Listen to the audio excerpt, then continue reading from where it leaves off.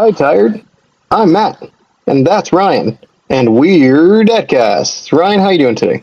Hey, I'm doing all right. I did have some problems sleeping last night. Had a really weird dream that I woke up from. You could describe it as a nightmare. I was just walking around in my kitchen, and this cake that was on the counter came to life. It kind of pulled a knife on me and was wanting to get all up in my face. And when I asked it, like, "Hey, dude, why are you so upset?" He was like, "I can tell you want a piece of me." Oh, and then did you promptly take the knife and take a piece of him? I got stabbed and woke up. So I'm just kidding. Great. Yeah. And that's the end of Ryan. That's how Ryan died. The Hi Tired, we're Dadcast.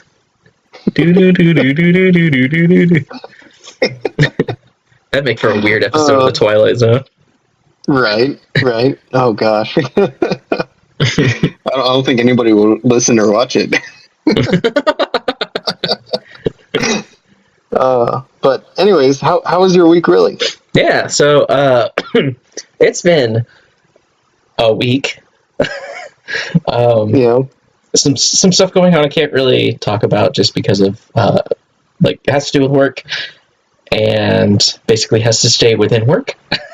At least for the time being. Eventually, when it becomes public knowledge, I'll probably bring it up. But needless to say, that was how I started off my work week. So it was very interesting start to the work week last week. And then this progressively kind of weird week. I got sick this weekend for a day with some kind of stomach issue, and no, it was not caused by a Burger King chicken sandwich. But kind of just weird overall. And so far this week has been the beginning of this part of the week, because we're not recording on the weekend like we normally do. But this part of the beginning week has been pretty decent. It's been all right. Had some cool thunderstorm things going on yesterday, which is kind of my favorite thing. I am weird compared to a lot of people. They want sunshine and good weather, and I'm like, kill it all. let it I rain. want depression. I want to hear the thunder. Yeah. Let me sit in my feelings. These feelings are my weighted blanket, and I feel comforted. Exactly. I watched my parents die. Now I use that as my weighted blanket to feel better. Your feelings or their bodies? I'm sorry. Oh, God. Too much weight. I'm suffocating. But yeah, I like kind of more somber, rainy weather and thunderstorms and stuff. Whenever it's not too crazy and there's not tornadoes developing and stuff, it's all fine for me. So we had one of those 2 nights ago, which was really nice. I enjoyed it. And nice. So looking forward to going into work this week. I'm finally kind of getting scheduled for more stuff that's not just sitting in the galleries, which is nice. So kind of making my way up in the world, making my way downtown. Walking fast, faces pass, and I'm homebound.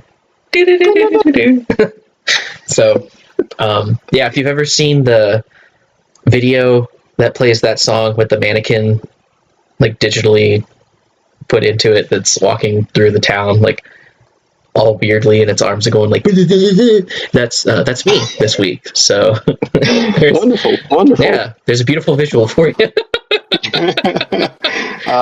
Yeah, so don't know what to say. I think you broke me. But no, I was going to agree with you that I actually like the rainy weather as well, and that's something I'm excited for when I go back to Oklahoma. Yeah. Just because here in Colorado, we don't really get a lot of rain. We get rain occasionally now and then, but the rain either lasts a couple seconds and it's just a huge downpour, or it just turns to snow.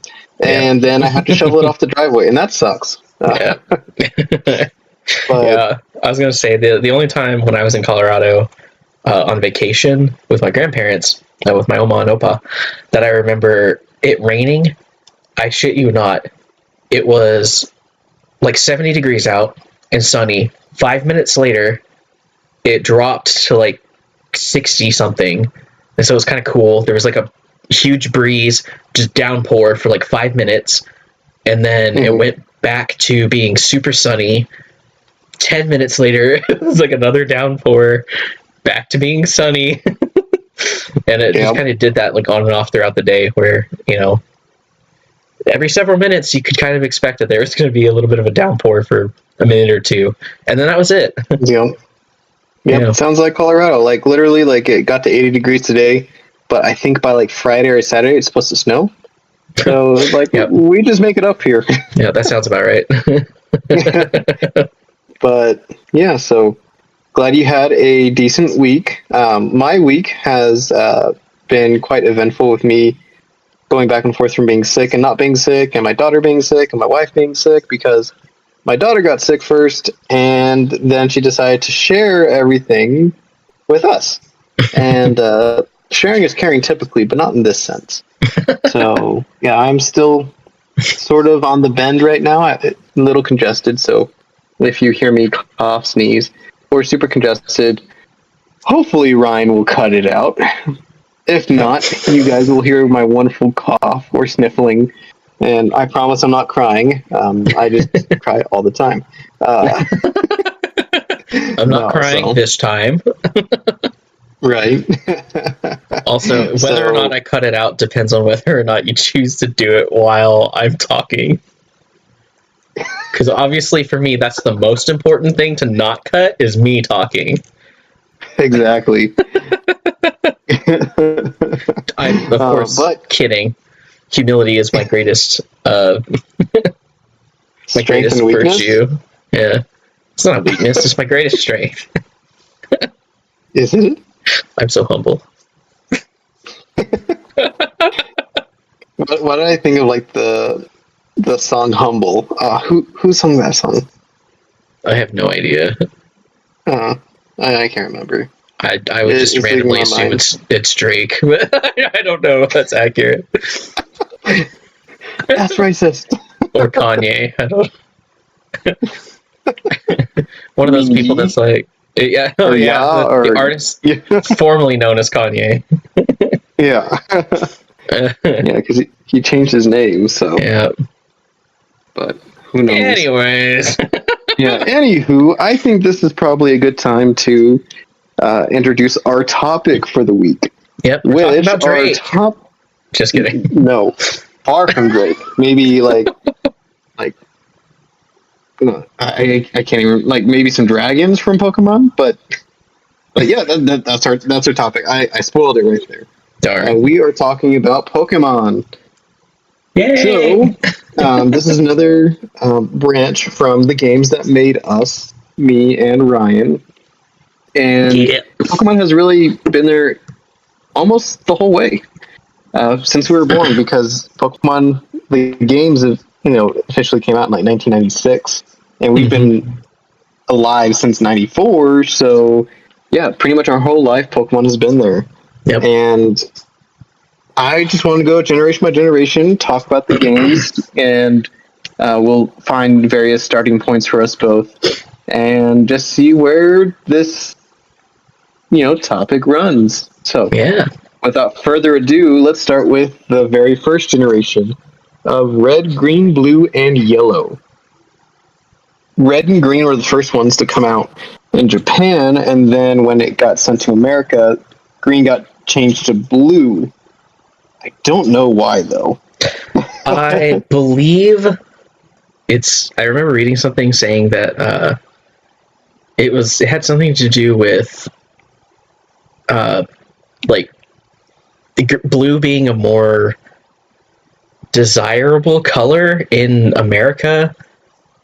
Why? Because of red, white, and blue? Yeah. And so, no, I kid you not. I'm pretty sure that's what I remember reading, was something to the effect of, America's colors are red, white, and blue. So they looked at that and they were like, maybe let's not do green. Maybe let's do blue instead, so we can be like, America. So I might be completely wrong on that, but I think that might be why. I think I remember. It makes sense. Yeah, it makes sense. We'll probably get like marketing and stuff, Yeah, we'll probably get like market copyright and all that stuff, and Pokemon will come and sue us. So yeah, it'd be great times. We're not that shallow. That is where the first 150, technically 151 Pokemon initially came from, because that other one was secret. We thought it was under the truck the whole time when it wasn't. Next to the SS Anne. But my journey actually started there with Pokemon Red. And I was quite young at the time, and I had no idea what I was doing. And literally the farthest I ever made it was like Pewter City Gym, the very first gym leader. And Brock would annihilate my Charmander. And I wouldn't know why. Later I would realize, you're a fucking idiot. Like, you need to use like a water or grass type, man. Yeah. But yeah, so that's kind of where my journey started for me. And there's always so many glitches, but I mean, what are your experience with red, blue, green, and yellow? I've seen them. You not played them? I have never played the original Pokemon games. No, I have not. That's interesting. I didn't know that. Yeah, so when because we technically we had a Game Boy, but the reason we had it was because it was my dad's from when he was a little bit younger. I guess he just, when it came out, he kind of was like, oh, that looks fun, and bought it or something. I don't know. But he didn't really let us start playing or like using it at all until we were kind of a little bit older. So it was past the year 2000, because we were in Oklahoma at the time, and we moved in 2000. And I believe that might have been right around the time that the Game Boy Color was out. It was like 1999 maybe, or the year 2000 itself, like kind of right around that time frame. I want to say it was 99, because I think that might have been when Gold and Silver released. I don't know. That's skipping ahead, but my brother got a Game Boy Color because he asked for it. I didn't get one because I didn't know it even existed. And I got I was like, I got shafted. And my parents like, well, you didn't ask for it. And I was like, I didn't know it existed. And so my dad was like, okay, you can use my regular Game Boy Color. Did I say regular Game Boy Color? I meant his regular Game Boy. But fun fact. I knew what you meant. Yeah, but because of that, and when we started kind of getting into it, it was past when, Red and Blue were out. And so because of that, Gold and Silver were already out, which we'll get to those later. But, you couldn't go to a store and find Red and Blue anymore. And so I just never played them. And they have been, released on the old DS game store digitally and things like that. But I never really felt a need to go back and play them because, spoiler alert, they did remakes of them. And, I had the remakes and was able to kind of experience it through the remakes as opposed to through the originals, which I have watched some people play through them before and things like that. And there's so many weird, I find them weird because I didn't start there. But things that they changed from Gen 2 onward that were not present at those times, because it was literally the first Pokemon games, that just seem absolutely bizarre. Which there was actually a glitch with the ghost type. Did you know that? I believe I do remember, yes. Because the ghost type was supposed to be super effective against psychic. However, in the first generation, they either made it to where ghost wasn't very effective to psychic, or ghost didn't affect psychic at all, which made psychic types overly powered because they only had one weakness of bug. Yeah. And I think bug only had one attack that was maybe 20 or 30 power. Yeah. So psychic types are super OP in the original red, green, blue, and yellow. Yeah, I remember seeing it was kind of a list of what Pokemon should you use if you're wanting to just slam through the game or whatever. Alakazam was the top one, because Alakazam has such a high speed and special attack, Which speed was associated with critical hits as well back then. Yes, which yeah, your Alakazam could just tank through. And the thing too with, because I want to say Alakazam learned, they have like the one-hit KO moves, and back then those were attached to speed as well. And so I think it was like if you had a really fast Pokemon that had like one-hit KO moves, you could just knock anything out. So it was insanely like busted to have like those types of things on your team. But it was just crazy. And the games, I get that they're a good starting point. I get they're nostalgic, but after playing them when I was younger and then trying to pick them back up now in the year 2023, it's so hard to do that because they don't have a lot of the same types that they have, and the whole combat system and how certain types of moves were locked to either physical attack or special attack. And they didn't have that physical special split yet, and they actually didn't have that all the way until like Gen 4. So it was a very primitive way, I'm gonna say, of like how Pokemon is now. But nonetheless, it's a start, and Yellow version is by far the best version because it reminded me of like the anime, and I was really into the anime at the time, and Ash and all that. So played that and really like that. But the second generation, I think, is where a lot of the bread and butter kind of comes from, where me and you kind of talk about, because second generation we talk about that quite a bit, and the second generation did something new where it had not only the new generation and region that you can explore, but once you beat the game and cross Mount Silver, then you're in the old generation and get to experience like the first game again. So it was like really awesome, and those games are Gold, Silver, and Crystal. They came out in 1999 and 2000. And I remember getting Silver first, actually, and playing that and then playing Crystal.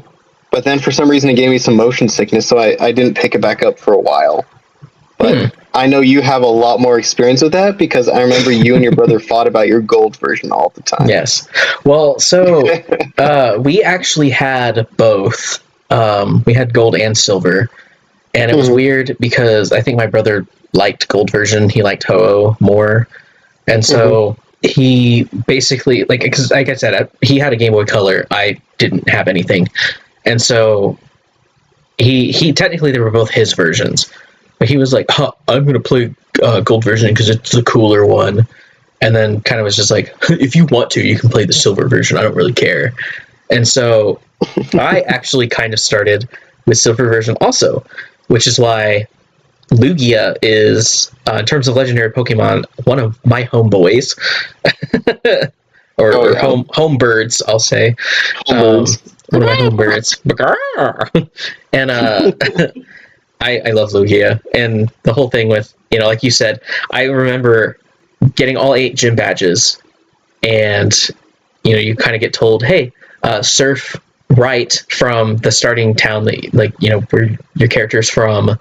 There's some water there, and it's just cross the little sea there, and then you'll be on your way to where the Elite Four is. And I remember crossing that, and then as soon as you get to the next thing of land, the guy comes up and is like, congratulations, you're in Kanto now. And if you go to your map, you can see you're in Kanto, and it's incredible because you get to actually see the full map, and you kind of know, after I get through the Elite Four, there's this whole section of map that I get to explore after that. My journey's not going to be over, even though I'm getting close to the end. And there's so many just things I love and remember about that, the Team Rocket coming back. And just kind of it's almost like a mystery thing, because it's what exactly is happening? What's Team Rocket doing? And oh no, they took over the radio tower, and then there's this weird stuff going on, and Red Gyarados, and all kinds of neat stuff going on. And one of my favorite Pokemon ever, Tyranitar, was introduced in Generation 2, I remember it kind of sucked because you had to wait until the very, very, very end of the game after you've even completed all the Kanto stuff to get to Mount Silver to catch Larvitar, which was annoying. But still, I think has one of like the coolest trainer battles in ever, which is the battle with Red at the end of the, 100%. the game. You finish climbing Mount Silver. So cool. The music is so amazing. And man, yeah, it's just... And it's such a hard battle, too. Yes. Because you don't expect it. Yeah. And then, because you're like, oh, there's this dude here. And you talk to him. Of course, he doesn't say anything. And then, it's just like the music starts and you're like, uh-oh. And then his Pokemon are all like in the level 80s. I think his Pikachu is like level 91 or something like that. Yeah. I think everything else is like 87 to 90-ish range. And then Pikachu's level 91. You're like, oh, shit. You're like, I know who this is. But yeah, so it was a really great game, and I think it was like the perfected version of like what Red, Green, Blue, and Yellow like were missing. Like they literally did it all, and they actually introduced the like Steel type and Dark type, which Dark type is actually one of my personal favorite types. And yeah, I mean, I thoroughly enjoyed that game once I actually got over my motion sickness for it. Yeah, and I will say too that I did forget that you mentioned that with Steel and Dark type getting introduced, and Steel type it's not a type that I really thought of, but honestly, looking at kind of like my list of Pokemon that like I really, really love, there's quite a few Steel type Pokemon on there, and they kind of did it like you said. They kind of perfected some of those things where some of the weird stuff with like speed in the first game, they fixed all that.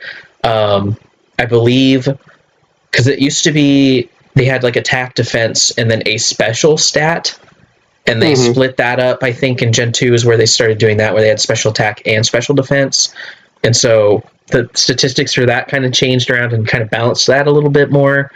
Which eventually yeah, they fixed Ghost type. Psychic wasn't as ridiculous, especially because they added Dark, so it was another thing they were weak to. They really fleshed out some of the issues and like weird gameplay mechanic things from the first game.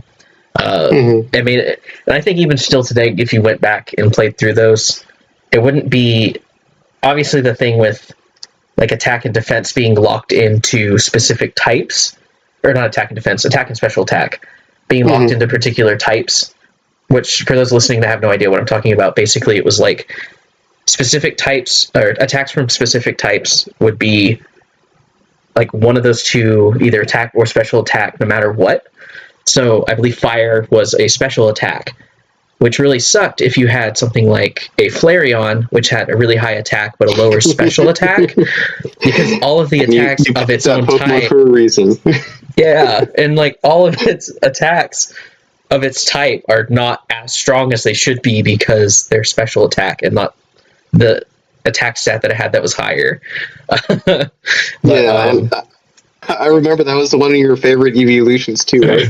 Yeah, it was my favorite for a while, and it was just kind of in all of the games up until they changed that. It's kind of an annoyance, but that was kind of like, at least from what I can think of, the only major thing that I would kind of nitpick in regards to like at least the combat system in general. But aside from that, like it was, I agree. It's kind of a perfection of what Red, Green, Blue, Yellow started. Oh yeah. And it continues to get better. And on top of all of this, we didn't have like leakers or people like spoiling anything for us. Like it was all brand new, and we went in there blind as can be and just like figured all this stuff out on our own. And I think they did a really good job with actually the third installment for the third generation with Ruby, Sapphire, Emerald, and Fire Red and Leaf Green. Specifically Ruby, Sapphire, and Emerald, I had to learn freaking Braille. To get a like Reggie Ice, Reggie Steel, and Reggie Rock. Like that was insane. Like I just seeing the dots and I'm like, what does this even mean? And internet wasn't crazy back then. It was like 2002, 2004. And like you had to go off of guidebooks and pay money for that stuff, and it was like gold, and they weren't always right. So it was a different time. So I mean, Ruby and Sapphire were one of my favorites. I started with Ruby, and I remember you had Sapphire because I think that's when we started color coding our games and being like, okay, I'm gonna get the red one, you're gonna get the blue one. And that's when we like really started like planning it out and be like, okay, all the Sapphire exclusives just trade to me, and like all the Ruby exclusives I'll trade to you. And then Emerald came out, and so in that it's like kind of a blend of the two. I really thoroughly enjoyed this game. At first, I didn't like it because it was too much water for me. It was way too much water. Yeah, it was way too much water. And with me, you know me, I like fire and electric types. Yeah. And with me liking fire types and always picking a fire starter, I get this is actually the first generation I didn't pick a fire starter because it annoyed me so much. I actually picked Trico because it would fare much better in my open sea adventure and voyage. Basically half the game does take place in like the oceans. So yes. Yeah, so, I can see how that would be an annoyance where you can't use your starter for a huge chunk of the game. Yeah, so I mean that was kind of my experience. So, what are some of your experiences with this game? Yeah, so I remember my first experience with it. I actually borrowed. You had Sapphire and Ruby, I think, when it was just the two of those that had released. And you said that I could borrow Sapphire, so I did. I borrowed your copy of Sapphire, and then I felt really terrible because my grandparents' dogs chewed it up. I remember that. I wasn't able to play it anymore, which I was like, well, that's a bummer. But it's also a bummer because this was Matthew's copy. I feel like crap now. But you were like super cool about it, so it ended up being fine. I then eventually got my own copy of it, which I still own. That is actually one thing I will say from Generation 3 onward. Every single one that I've played, I actually still own. So I've got money sitting in my room somewhere. But you do. Yeah. You really do. Yeah. But yeah, I just remember I absolutely adored it. I felt like it was like, especially in terms of like the graphical enhancements compared to the really pixely artwork of like Generation 2 was amazing. Everything looked super clean, super sleek. Everything was like, it just felt much more smooth. Everything looked better. Attacks had like more dynamic animations to them than they did in Generation 2, which was like awesome. So it's like, oh, like I'm using some of these like really cool moves and they actually look really cool now, and like things like that. And and it's just it felt like, and I felt right at home with there being a lot of water. So I usually pick a water starter. You love the water types. Yes, and it just felt kind of cool. I was like, oh, I'm in the ocean. And being able to dive underground was cool. Yeah, being able to dive underwater was cool. And I really love the design of a lot of the Generation 3 Pokemon also. There's a lot of really cool Pokemon in that generation. And I thoroughly enjoyed it. And it having even more of a story than Gen 2 did. I really dug it. I dug it, man. Yeah, and I really enjoyed it too. Like, the water was like a big letdown for me, but the rest of the game was like pretty good, and it actually gave me a really good challenge too, I feel like. Yeah. Because I think that's really where we started getting pretty competitive with it. Where like we would actually like build a team and meticulously like try to figure out like what move sets we wanted on our Pokemon. And wasn't there like the Battle Frontier in this game too? Emerald had the Battle Frontier, but Ruby and Sapphire did not. Yeah, it was Emerald when the Battle Frontier came. Yep. And I remember like that part opening up. I'm like, oh, it's a place to have like a bunch of battles. It's going to be easy. And I go in there and I get completely like thwomped. I'm like, what? Yeah. So yeah, it definitely challenged me and opened up the realm of like competitiveness for me. And I remember me and you would always go back and forth between like fighting. And I remember we used to have like a silly rule of like, we can't switch out our Pokemon that we have, out in the field. Like, we have to let the other person get a type advantage hit or something like that. Yeah, like, do you remember that? Yeah, because I mean, otherwise what would happen is like, We would always switch out. Yeah, you'd send out a fire, I'd send out a water, and then I would use a water move, and then like you'd pull your fire type back and send out like whatever water was not effective against. I can't really think of anything other than water at the moment, but grass. Yeah, you'd send out like a grass type, and I'd hit and it'd be like not very effective, and then you'd try to use a grass move, and I'd switch out into a fire type, and it just was constantly switching. Yep, exactly. That's so great. Yeah, I remember us too, like we'd take our teams and we would, because you could battle using like your Game Boy Advance teams on the GameCube through like Pokemon XD and stuff. And so we would do this in order to see our Pokemon in like 3D, like see them that way. We were all just like, oh, you look so beautiful. Yeah, I remember the 3D battles being super nice as well, because that's all we had back then, was just 2D like pixelated versions of them. And I don't even think they moved, right? They just had like a pixelated cry. Yeah, I think because they didn't actually start moving. They didn't start moving until like Platinum, I thought, right? I think for some reason I want to say they did in Crystal, but you would know more about that than I did. I think so. Yeah, I think in Crystal they would like move when you first threw them out. Yeah, and then they would just like be frozen. Yeah, and then I want to say they did the same thing in both Emerald and Platinum also.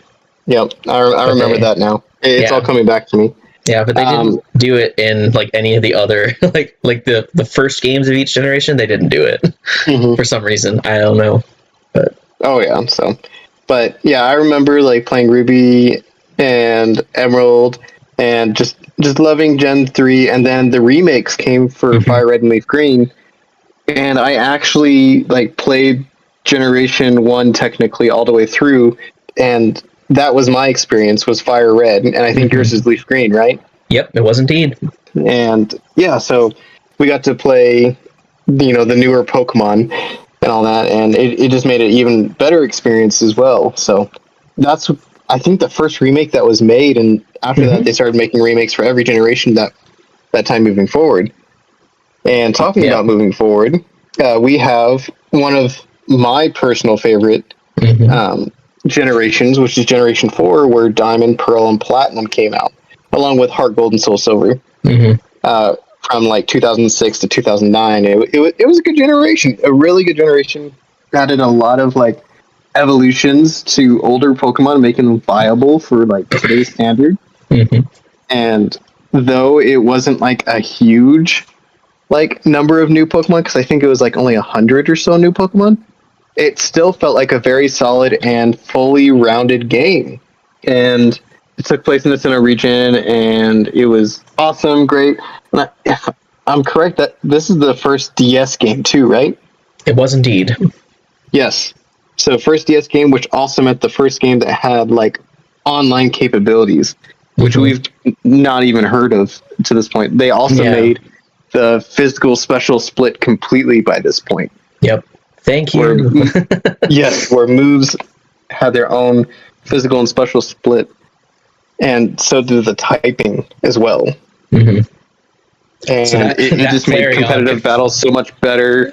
But it kind of like nerfed a lot of Pokemon, specifically, Sceptile or Trico, because a lot of his moves went from being special attack moves to like physical attack moves, and he's a special attacker, so he just kind of got like destroyed. But but that Flareon finally had physical hitting fire type moves, so fuck yeah.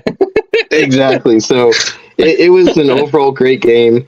I remember spending multitude of time on the global trading system and just like putting a Pokemon in there and being like, I really just want this one Pokemon, and then searching in there for like, I just want like a Caterpie or something, and then there's a person that has a Caterpie that wants to trade a Dialga for it. You remember those days? Yeah. I'm like, what do you think? And then I would like sit there and like contemplate like, how bad do I want this Pokemon? Am I willing to trade my only Dialga for it? and then sometimes they would put it in there weird, like, I want a level 1 Dialga. And it's like, well, it's like level 70. Like, do you want a level 1? Yeah. Sure, I'll hack my game for you. Right? Hack my game and give you a hacked mon. Yeah. So, and that's where a lot of the hacks actually came from too. I remember using an action replay back then, and like typing like the codes in, like I was like a cheat master or whatnot. So I guess kind of switching over to my thought process on this generation. This is going to be my Pokemon hill to die on. This is probably my maybe controversial, maybe not controversial statement of, I think overall, including everything within this generation, this is the best generation, or at least it's my favorite, because the main games in it, Diamond, Pearl, and Platinum, freaking phenomenal. Back then they were top 2 for me, probably, or top 3-ish, which is, I mean, there were only like 5 games, but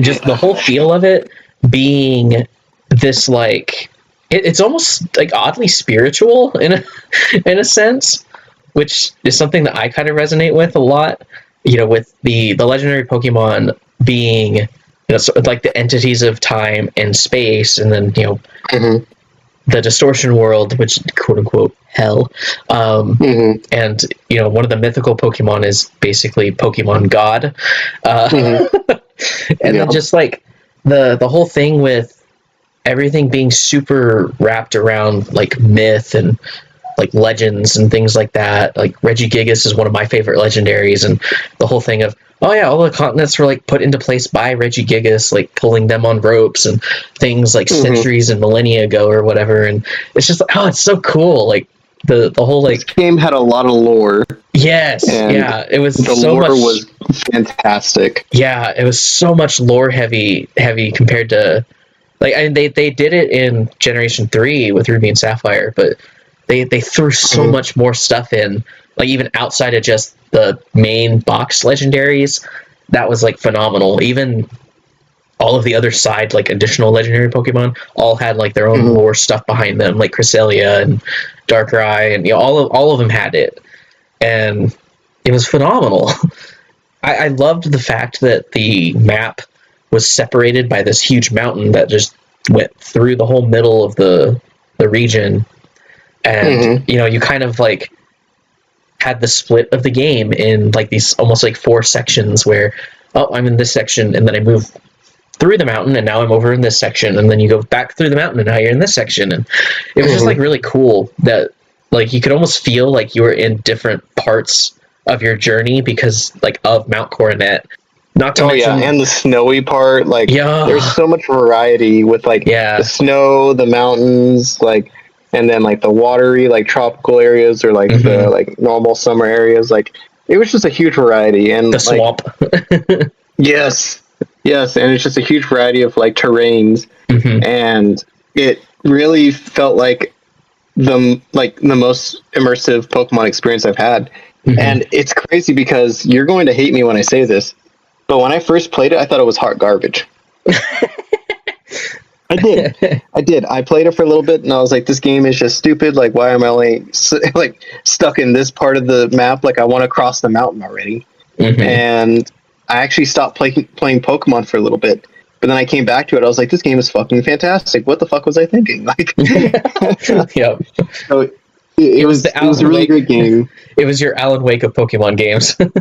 Yes, exactly. Like, I had like a super judgmental vibe to it, and just stopped playing for like a good while. And then one of my other buddies around that time got Pokemon Platinum and started playing it, and I was like, whoa, that's so cool. Like, and then so I picked up my copy of Pokemon Diamond again and got into it, and I was like, oh, I can see why it's a good game now. And then I played Pokemon Platinum, and it was even better.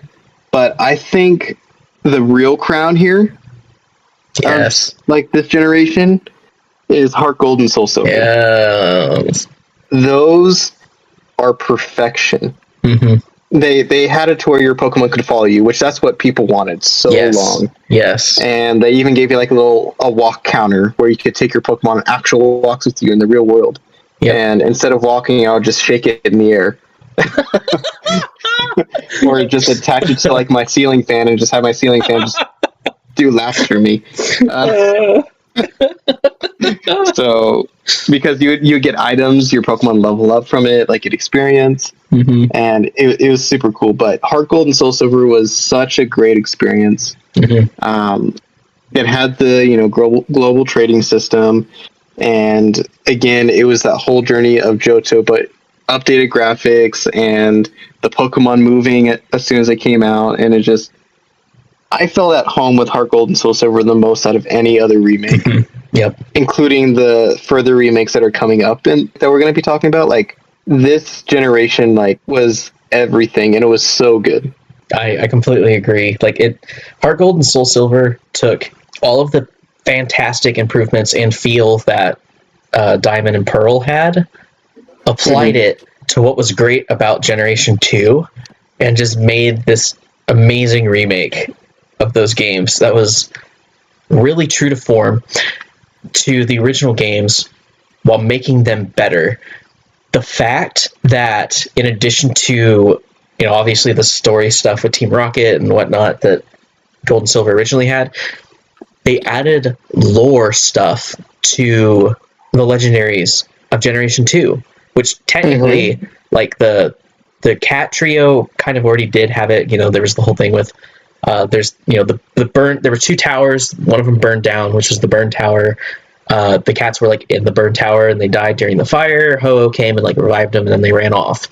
Like, that was there, but like they dove like deeper into like that sort of thing, and they brought back I'm forgetting his name off the top of my head, but the guy from Crystal that was like searching for Suicune, and they made that a part of the remakes. Yeah, they made that a part of the remakes. They actually gave Lugia its own like lore stuff with the like dancers in the one city that the towers were in. And Soul Silver actually doing this whole thing and like doing like a special ritual dance and stuff at the Seafoam Islands to get like Lugia to appear and all of this stuff, and they actually added all of that stuff in, and it stayed true to like the heart of what Heart Gold and Soul Silver the heart and soul of Heart Gold and Soul Silver. Exactly, the heart and gold, or the heart and soul of Gold and Silver, and which I think is why those are named perfectly, because like it was just like, how do you take an old game and remake it and like add some stuff but like stay true to it and make it just better? That's how you do it. You do it the way that they did it with Heart Gold and Soul Silver. And like you said, it took an already great generation and just added this beautiful topping to it that, like I would say in my top 3 favorite games, Heart Gold and Soul Silver are on that list. Yes, top 100%. 3 favorite Pokemon games, I should say. But they're top 3 they're in the top 3. Yes, 100% agree. And looking forward from this generation, I'm sad to say, but I think it started to go downhill a little bit with Pokemon from this point forward.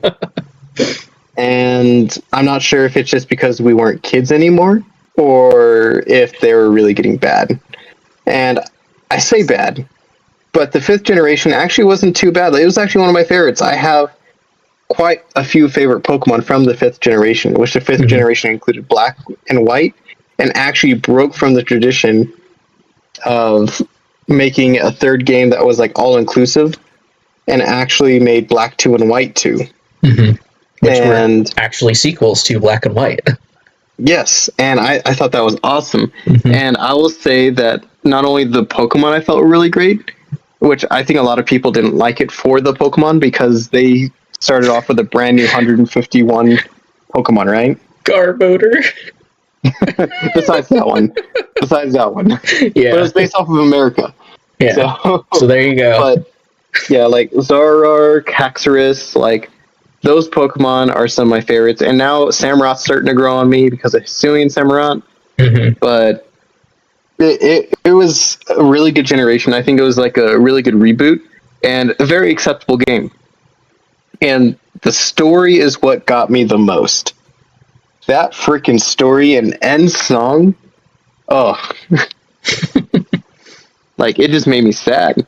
And the fact that it went by the like ideals versus truth and all that balance, and like you don't know what's right or wrong. Like the whole entire time I was playing the game, I was like, am I the bad guy? I'm enslaving Pokemon to fight for my will. Am I the bad guy? So I what do you feel about these games? Yeah, so if memory serves me right, they came out late high school, I think. Yeah, 2010 and 2012. So we were still in high school. Yeah, because I remember I actually didn't get White 2. I think I played Black and then White 2, which is weird because I switched on the sequel. But I think I did too, because you switched too. And then we just basically flip-flopped on it, and it ruined our whole entire experience because of it. Yeah, it was like a little bit weird. Stuff was happening in the game that was like, that happened in the other game. What are you talking about? Yeah, it's like, what? Yeah, but nevertheless. Yeah, so I think because it was around that time frame where I kind of started having that switch of like being more into like that sort of thing of like ethics and morality and like truth versus justice and like things like that were something that I was kind of like mentally and intellectually kind of getting into, that it really resonated with me like from the get-go. Mm-hmm. I completely agree with you that the like designs of the Pokemon for that generation were great. There's it was probably, I would say it was probably the first generation where I looked at like all the Pokemon in the Pokédex, and at some point or another I was like, oh man, I actually really want to use this Pokemon. And like it was like the first time that like I had that kind of thought process with a Pokemon game, which is really weird. And I really appreciated it for the story as well. The fact that they actually had like the moving sprites was awesome. They finally, yes, I forgot to mention that. Yeah, they finally took away the really annoying whenever your Pokemon would go into red health beforehand in other generations, it would just have this constant like noise. They finally got rid of that, and I loved the way that they did it. As soon as the Pokemon went into the red, it would make a sound like that. It would just go like and then it would be just that, and then the music would change in the battle to kind of indicate that, hey, your Pokemon's in danger. And I loved the fact that they did that. And then as soon as that Pokemon was switched out or fainted or whatever, the music would pick back up to the original music, and it was great. And I'm pretty sure they've basically, maybe they don't switch the music anymore, but they've kind of kept that idea of, you know, it like makes a noise at first, but then, you know, it then goes away. Yeah, it alerts you, but then tells you, okay, like it's good. They don't need to keep knowing. So I really appreciate that they added that in. Yeah, I wasn't bothered by the fact that they didn't have like the third kind of like all-encompassing game, but they had, you know, sequels, which I thought was cool. And they introduced new characters that you played as for the sequels, and like it takes place a couple years later from when the first games take place and everything. And I kind of liked the feel of the region, not as much as Generation 4 and Generation 2 and 3 and stuff, but it was all right. I really like the seasons. Yes. I forgot about that. Yep, you remember that? Like it changed every month. Yeah. So yeah, it would change to where the seasons were changing, and so sometimes you would go into a route and it was, you know, summer and everything was fine, and then if you didn't play for a while and you came back, then it would be like, oh, now it's fall.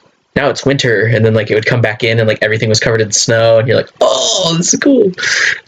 Yeah. It'd make you like travel to like different areas just to see what it looked like. Yeah. Especially in autumn, like everything was all orange and beautiful. Like, oh god. Yeah. And so there were definitely some really cool additions in it. I didn't feel it at the time. I'd probably feel it now. That might be the spot where it kind of suffers the I kind of call it the Assassin's Creed syndrome, because Assassin's Creed was the first time that I kind of really noticed it, where there's so many games in a series where they're all pretty much the same in terms of like mechanics and things like that, where the only things that really change are like the levels and like characters and things, to where it just feels like you're playing the same game with different skins.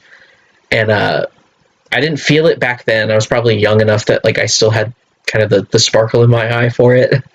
But that was probably the point where I don't necessarily feel like the series was going downhill, but that's where you could kind of feel the Assassin's Creed syndrome hitting for Pokemon was at that point. By then, you have 5 generations plus however many remakes and additional games and stuff, where it's all collect 8 gym badges, fight whatever team is the villain team, catch the legendary, go fight the Elite Four. And I can definitely tell you, I'm going to move us ahead if that's okay. Yeah, definitely. I definitely felt it for certain in X and Y. Now, me too. Being the first 3DS Pokemon games, you got to see all of your Pokemon in glorious 3D, which is the first for one of the mainline games. That was fucking awesome. And everything that kind of accompanied that, like seeing all the different like attack animations and stuff, and like everything was more unique when it came to the battles. That was cool, but it was basically just the same thing kind of repeated again, just with the updated graphics and stuff. Then it was, Mega Evolution is this new thing we're trying, which, that was fantastic. Yeah, I really loved Mega Evolutions, but at the same time, it's kind of that's the only sort of big pitch thing that was like different, aside from you have new Pokemon in a new region, all of the stuff that you would normally get, as I kind of mentioned, being the new skin stuff that you would normally get. I don't even remember a whole lot of like the Team Flare stuff, to be completely honest. It was just like craziness. Like he just wanted to destroy the world because humanity didn't deserve to live or something like that. Yeah, because basically like, humanity was assholes. Yeah, humanity was assholes to Pokemon, so he wanted to kill everybody. All right, Hitler. Yeah, no joke. He was dressed as fabulously as Hitler too.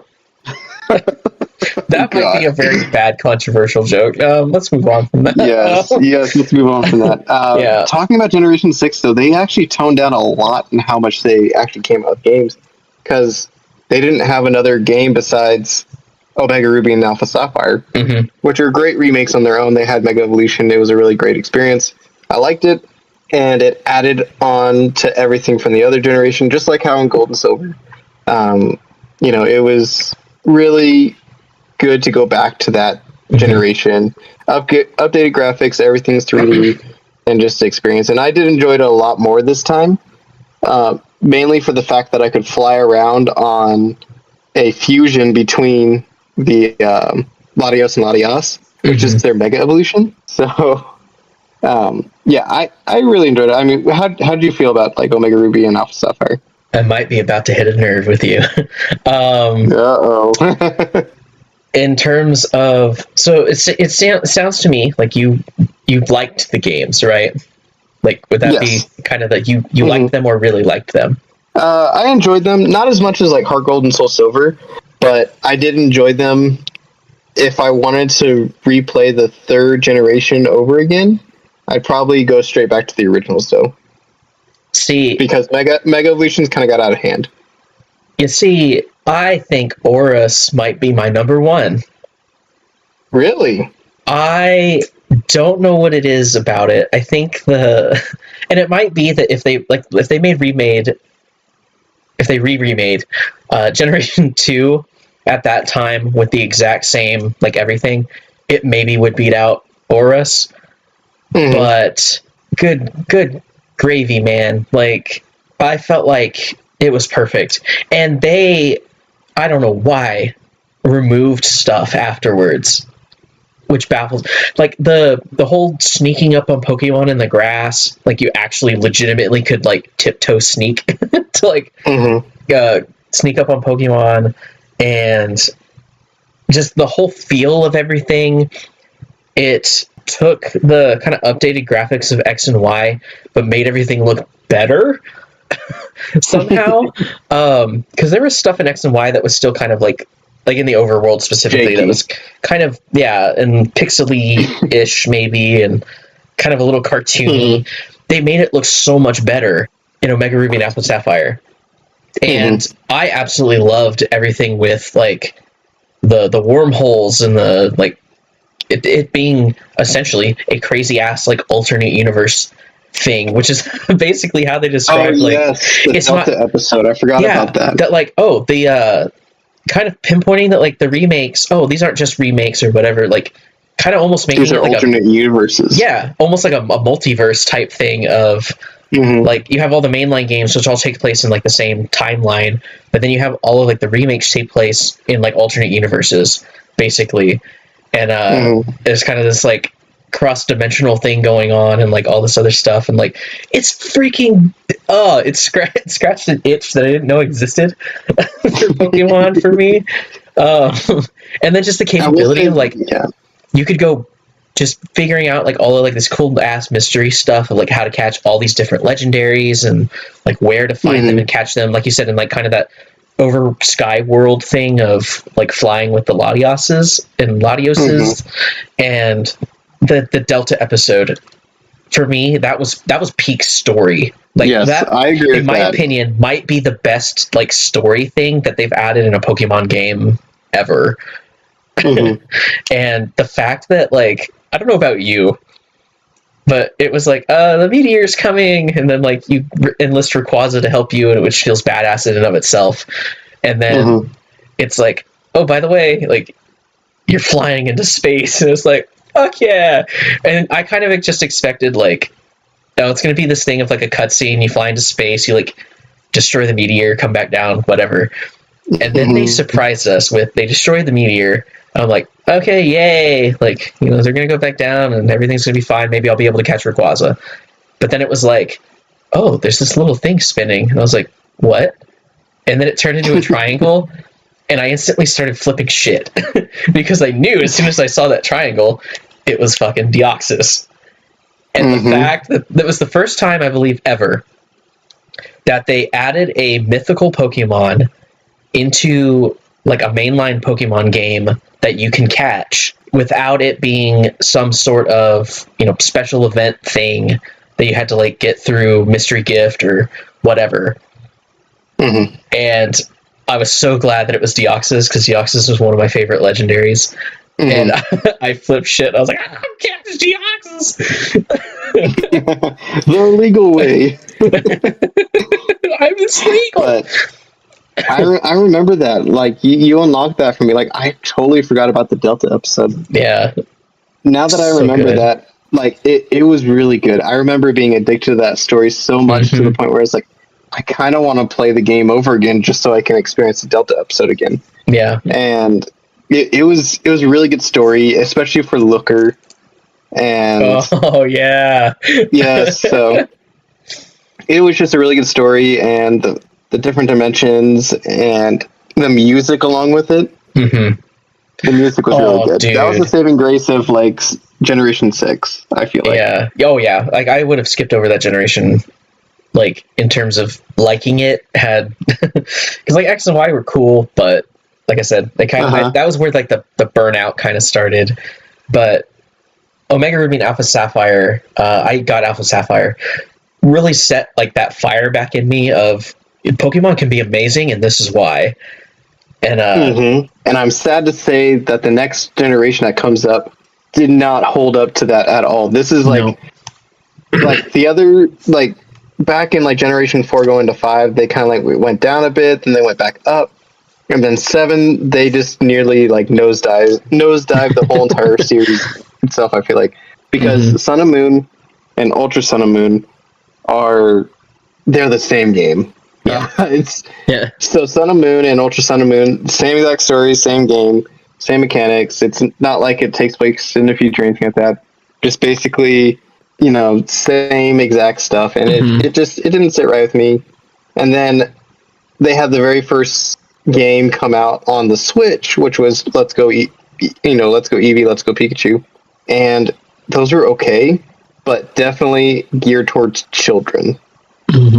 Because the only battling you did was actually battling with Pokemon trainers. Any Pokemon you encounter in the wild, you had to actually throw a Pokeball at it, like in Pokemon Go. Yeah, I was gonna say, I think it was kind of meant to be like the Pokemon Go bridge into like the video games for people that started with Go. instead of the actual like main games. Yeah, so I stopped playing after Sun and Moon and Ultra Sun and Moon for quite some time, and like did not pick it up at all. And like I remember thinking to myself like, oh, I should play Pokemon, and then I would just look at Sun and Moon or Ultra Sun and Moon and be like, never mind. Like I fell off the wagon hardcore for those. And Let's Go Pikachu, Let's Go Eevee, yeah, it was okay. It was another upgraded graphics of, Kanto, but all in all, I'm kind of Kantoed out, So, I don't know. What was your feelings about Generation 7? Yeah, so I'm going to be a little bit of a contrarian here in terms of Sun and Moon and Ultra Sun and Ultra Moon. Okay, I'll say story-wise, they were not the same game. Yeah, there were quite a number of differences in the story, especially with Necrozma, that was an absolute nobody in Sun and Moon, had like a really major part in Ultra Sun and Ultra Moon. There was a lot more going on with, like, if memory serves me right, the Ultra Beasts basically like just appeared in Sun and Moon, and you would maybe fight them, and that was it. Whereas Ultra Sun and Ultra Moon, there was a lot more going on. You actually kind of went like through Ultra wormholes and stuff, and so there was like a lot more stuff going on, like with those things that didn't really play any part in like the original ones. In terms of graphics, the design of the games, the like mechanic, everything was exactly the same. So I agree. I agree with you on that point. And even the beginning, like your character looks different in the game, but it doesn't it's not like Black and White and Black 2 and White 2. It was a different person. Yeah. Yeah, a different person, takes place a few years afterwards. Like, no, it's the same exactly. From last time. It's just that they decided to do a little bit better job with the story this time. Yeah, my opinion is I feel like they tried to kind of pivot off of the success of like the sort of multi-dimensional, multi-universal thing of Omega Ruby Alpha Sapphire, because I feel like that was well received in those games, and so they were like, oh, let's do the entire next games on that. But maybe Game Freak was kind of stressed on by Nintendo to get the game out at a certain time frame that they had to put out Sun and Moon unfinished in a way to where, because I agree with that. Ultra Sun and Ultra Moon almost feel like DLC in like in the sense that full it basically price DLC. Yeah, like it had Sun and Moon just been Ultra Sun and Ultra Moon, I would have been okay with that. And I would have felt like it was an improvement over at X and Y, and like it was a step up, because they even did the whole thing where they took out from the formula of just collect all the 8 gym badges and go to the Elite Four. They did away with that and did it a little bit differently, where you had different challenges on the different islands and stuff, which, I mean, ultimately kind of felt the same in a way, but it was at least a little bit different. Yeah, and it had you guessing like, oh, I don't know how many challenges there are, like there might be more, there might be less. Yeah. And so it was something new. Yeah, and so the only things that I could say I really, really liked or loved about Sun and Moon and Ultra Sun and Ultra Moon, I really liked the characters and like the storyline. I didn't really care for it as much in Sun and Moon. I mean, I cared about it a lot in that. I was like, oh, like this is really good. I really, really liked it more in Ultra Sun and Ultra Moon because they fleshed everything out better.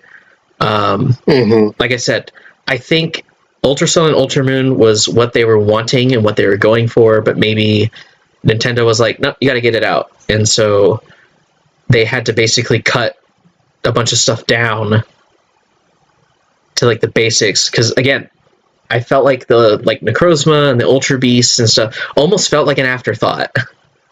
Because I think you only see Nihilego and maybe one other Ultra Beast like during the story, and then you don't see any of the other ones until post game. If memory serves me right, I could be wrong on that, but that's what it felt like. Yeah. And because of the Ultra Beasts, like didn't really sit well with me.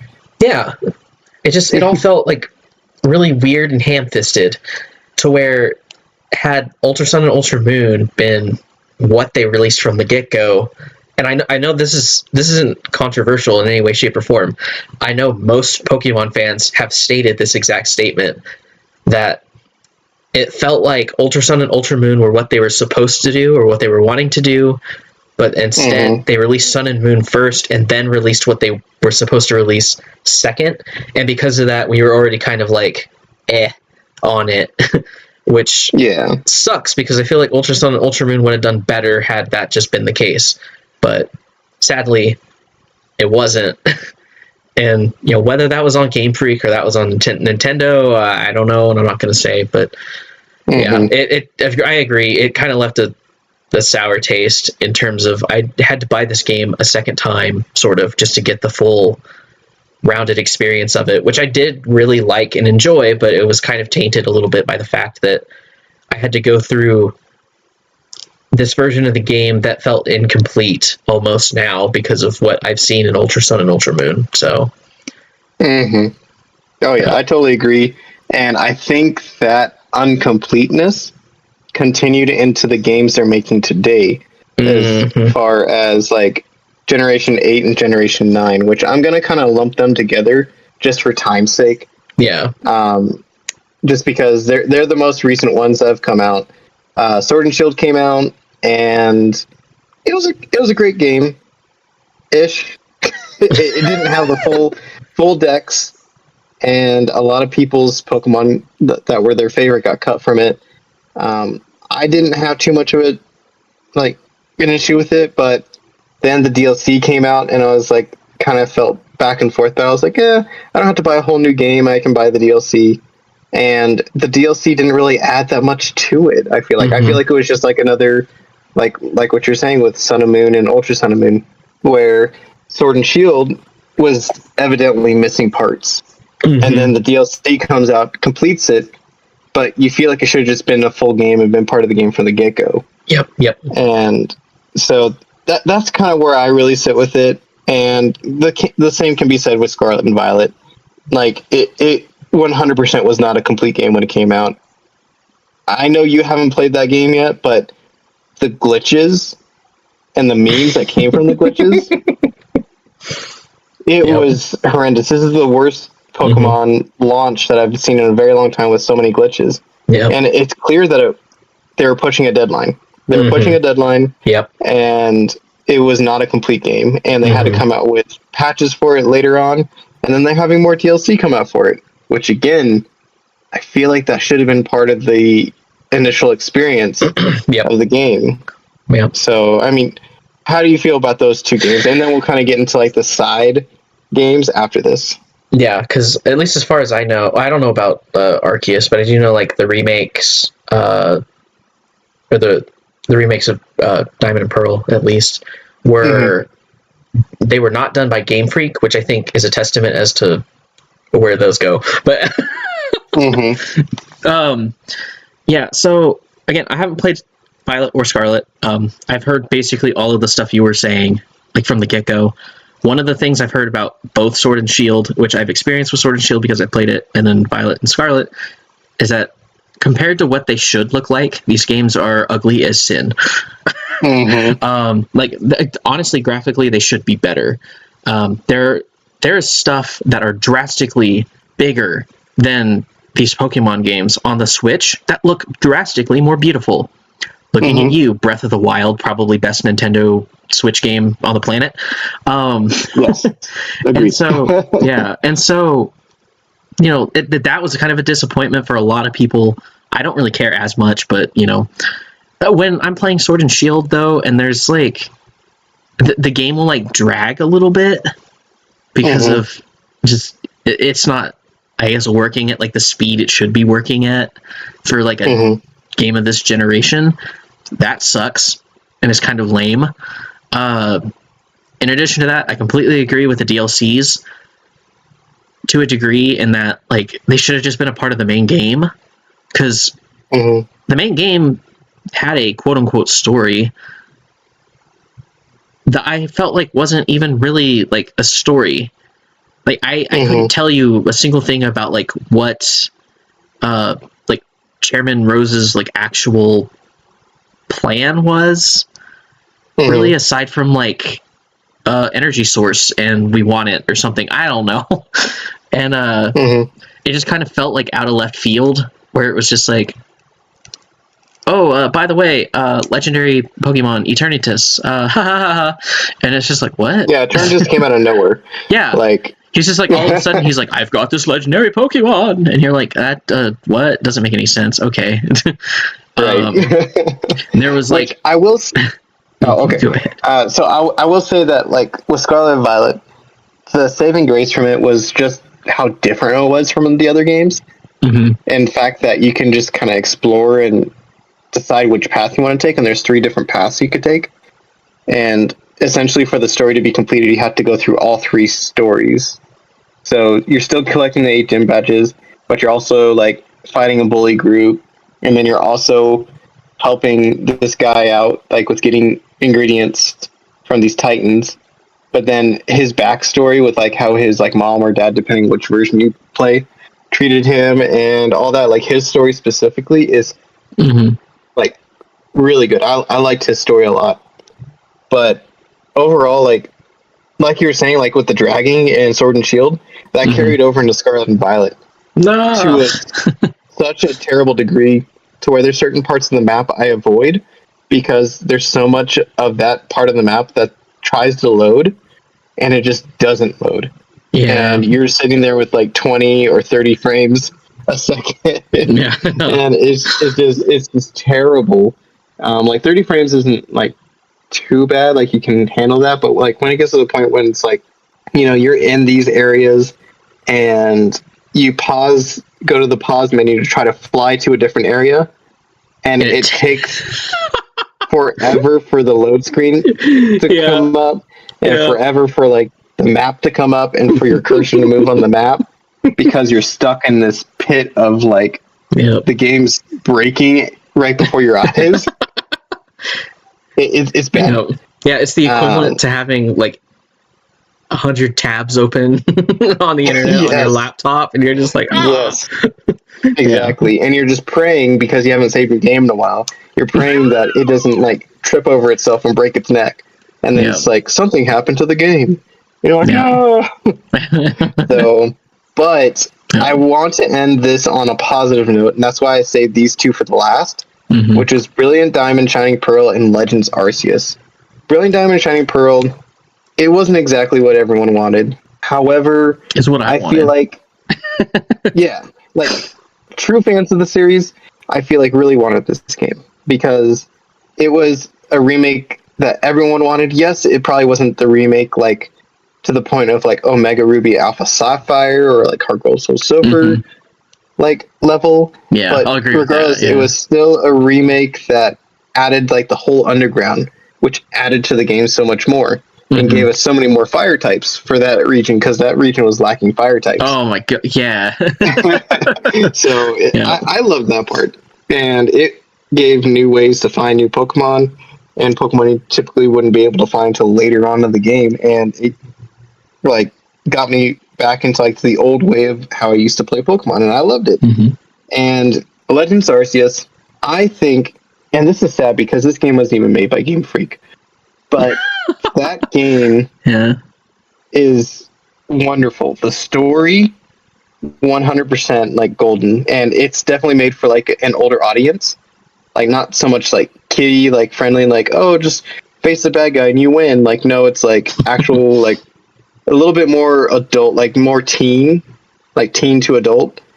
And the story like involves like Pokemon killing people and being aggressive and people afraid to leave their homes or whatnot. Like it adds a whole new lore aspect to the whole entire Pokemon series. And I don't want to spoil a lot for you, because I think this game, Legends Arceus, is what every Pokemon game should aspire to be. Nice. And it is fantastic. 100%. And I know you haven't played it, but I know you played Brilliant or Shining Pearl. Yes. How was your experience with Shining Pearl? Dude, I was replaying the original Pearl when they actually announced Brilliant Diamond and Shining Pearl, and I literally stopped playing the originals in anticipation, and I think I ended up getting it for Christmas or maybe my birthday, I forget. But oh man, like I agree, it's not on the level of, you know, they added all this cool stuff to it, and but still perfected like the older version with like Heart Gold and Soul Silver and Omega Ruby Alpha Sapphire. But it was so gratefully true to the original versions that I can't complain about that, even because it was just very well done. And I forget off the top of my head what company did it. But man, I give them props, because that was probably a really ballsy move to like, yeah, we'll take you up. Faithfully true. Yeah, we'll take you up on that, Game Freak, and make a remake of this game that people have been waiting for years and years and years. And like to the degree that people have been like fake leaking it and things like that since, you know, probably Gen 5 or Gen 6, that it easily could have gone bad, but it didn't. Oh yeah. And I think I remember when they showed the first reveal trailer for it, and people kind of started shitting on it again, of like, oh, like, look at those textures and the trees, and it looks ugly as sin. You know, obviously it's a first trailer, so it's not going to look as up to par as the final version. When they showed the final trailer shortly before release of what like it was going to actually look like, a lot of people were like, you know what, I take back everything I said at the beginning. And then they no joke started shitting on like Violet and Scarlet even more at that point, because they were like, wow, look how ugly a sin that game is, and yet, you know, they can make these like chibi looking people and Brilliant Diamond and Shining Pearl look way better. Oh yeah. The only critique part that I think you may agree with me on this is that I feel like they should have, like, of course, remade the Diamond and Pearl, but had the Platinum story. Yes, I will say that I was kind of expecting it, and it might have been because of Omega Ruby Alpha Sapphire, and I was pretty disappointed that it wasn't there. Yeah, I was really disappointed with the story, and I wish that they would have like added the Platinum story, but still it was a good game, and then Legends Arceus just even boosted it even more. Yeah. And I looked to like other Pokemon games and compare it to Legends Arceus, because Legends Arceus was so good and I loved it so much. So I'm just going to leave it at that, because otherwise I could be sitting here just saying I love the game all night. Yeah. But with that, I will say that is all the Pokemon games that made us. There are many other side games to the Pokemon franchise, but we do not have near enough time to go through all of it tonight. We didn't really have enough time to go through these ones, but yes, like we were even over our normal time limit. So before we say goodbye to everyone, Ryan, is there any other closing comments or honorable mentions you'd like to bring up now? Yeah, so shout out to Pokemon Coliseum. Is that the GameCube one? Pokemon Coliseum and Pokemon XD.